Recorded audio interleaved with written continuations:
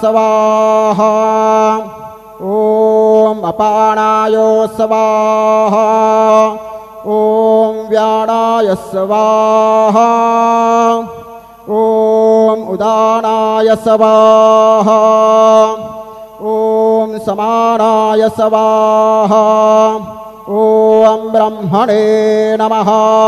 नैवेद्यं समर्पयामि मध्ये पानीयं समर्पयामि पुनर्नैवेद्यं निवेदयामि। ॐ प्राणाय स्वाहा ॐ अपानाय स्वाहा ॐ व्यानाय स्वाहा ॐ उदानाय स्वाहा ॐ समानाय स्वाहा ॐ ब्रह्मणे नमः। नैवेद्यं समर्पयामि हस्तप्रक्षालनं समर्पयामि मुखप्रक्षालनं समर्पयामि।